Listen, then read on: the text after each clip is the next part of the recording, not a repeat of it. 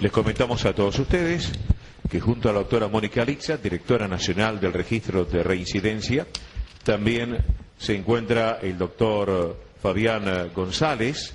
Él es el director de Políticas de Prevención y Relaciones Interjurisdiccionales, dependiente de la Subsecretaría de Seguridad en Espectáculos Futbolísticos, quien va a hablar sobre la seguridad y la privacidad en el fútbol argentino, como así también, en este caso, el señor Eduardo Til, director general de Gestión Informática sobre Protección de Datos Personales y Biometría.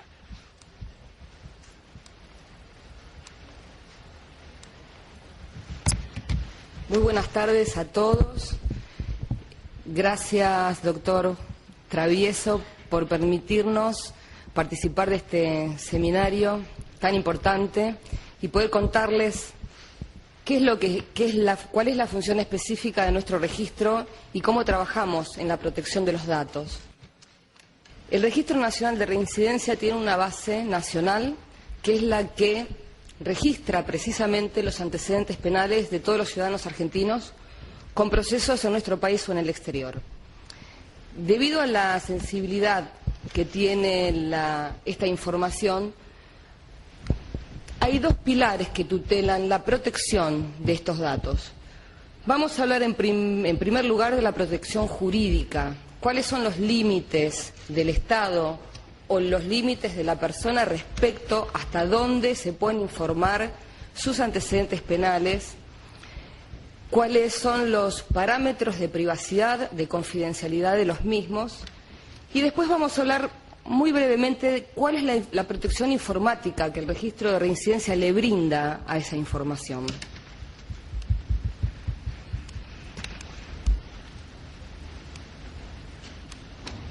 En principio, para hablar de la protección jurídica, quería contarles un poco en qué consiste nuestra base de datos. Tenemos una base de datos integrada por más de 3 millones de legajos personales, cuya característica principal es que constituyen como les decía anteriormente, una base que debe preservarse por la confidencialidad que deben tener estos datos. Bueno, las altas y las bajas se van produciendo, las altas en nuestra base se producen a través de todas las resoluciones que van ingresando y las bajas obviamente por fallecimiento, por cumplir más de 100 años las personas. También tenemos paralelamente a la base de registros de antecedentes penales una base dactiloscópica que está integrada por las impresiones dactilares. Nosotros estamos avanzando también en la incorporación de nueva tecnología, más allá de los parámetros que hasta ahora tenemos de identificación, que son las huellas dactilares, estamos avanzando hacia la incorporación de otros parámetros de identificación que tienen que ver con la biometría. Después el licenciado Til seguramente va a hablar un poco, que es un tema más específico de su área, pero nosotros tratamos de incorporar estos nuevos parámetros que permiten una identificación más fehaciente.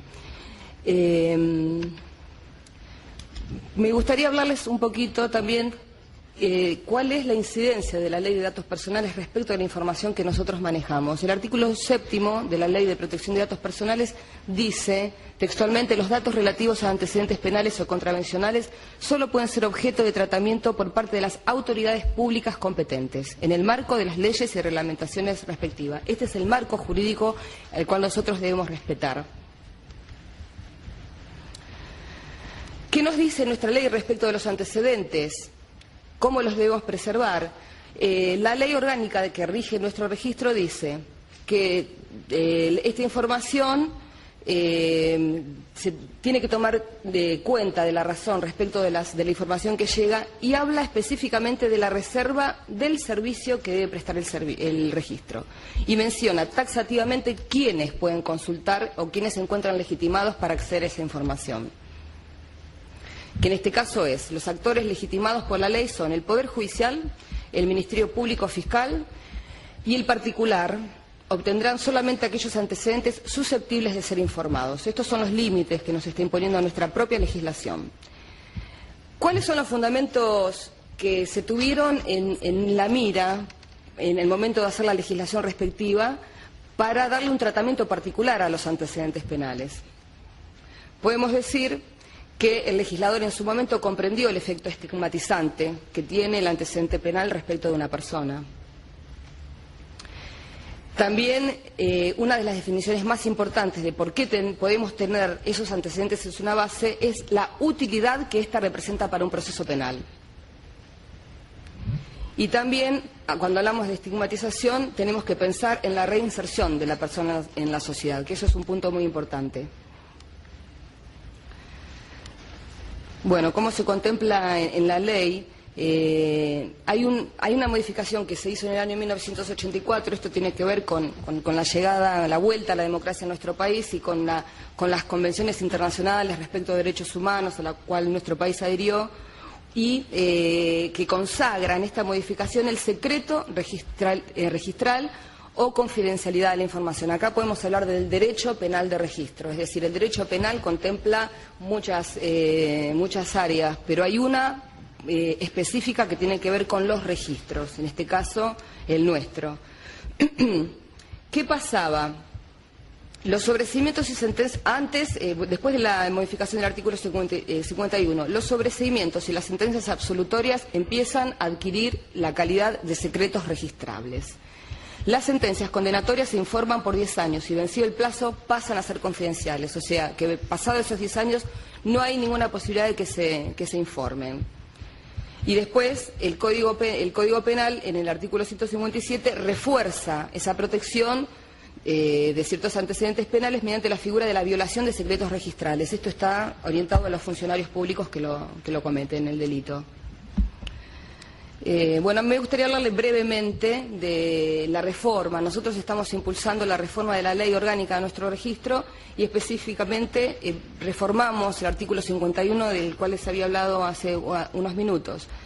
Este proyecto de ley ya ingresó hace muy poquitos días a la Cámara de Diputados de la Nación para su tratamiento. ¿Qué pasaba? Yo les había dicho que el artículo 51 se había modificado en el año 1984, pero en el año 1994, con la reforma constitucional, se incorporaron nuevos institutos procesales, como es la resolución alternativa de conflictos y la suspensión del proceso a prueba, que antes no estaba contemplado. En este caso, nosotros, con la modificación que estamos proponiendo del artículo 51, le vamos a dar una mayor tutela confidencial a los procesos que se terminan a través de la resolución alternativa de conflictos y la suspensión del proceso a prueba. Tal vez esto explicado de esta forma no llega a entenderse cuál es el alcance, pero nosotros vemos permanentemente en la cantidad de trámites que se hacen, mucha gente, al no estar reglamentado estos institutos nuevos, en el certificado de antecedentes le sale un antecedente penal porque está fuera de lo que estaba determinado por la ley. Nosotros de esta forma, y eso significa que la persona tenga que ir al juzgado, poner en movimiento toda la máquina del juzgado para revisar su expediente, para ver si hay que informarlo o no, y esto trae muchísimos problemas de recursos materiales y de recursos humanos que en la justicia son finitos, como todos sabemos. De esta forma, a través de esta modificación y darle una mayor tutela, nosotros pedimos, la regla general va a ser que no se informen salvo indicación especial del juez. Y la falta de mérito es otra forma de terminar un proceso que no estaba contemplada, y alguien que tenía un proceso y terminaba con falta de mérito se le tenía que informar igual. Le iba a salir esa persona, iba a gestionar un certificado de antecedentes penales para una beca, por ejemplo, en el exterior, y por solo el hecho de tener una falta de mérito en un proceso, le salía informado con antecedentes penales. Esto nos parecía, realmente contrario al espíritu de lo que nosotros intentamos darle a una información de antecedentes penales. Y a partir de ahora, de la modificación del artículo 51 que estamos impulsando, la falta de mérito va a adquirir la calidad de secreto confidencial también.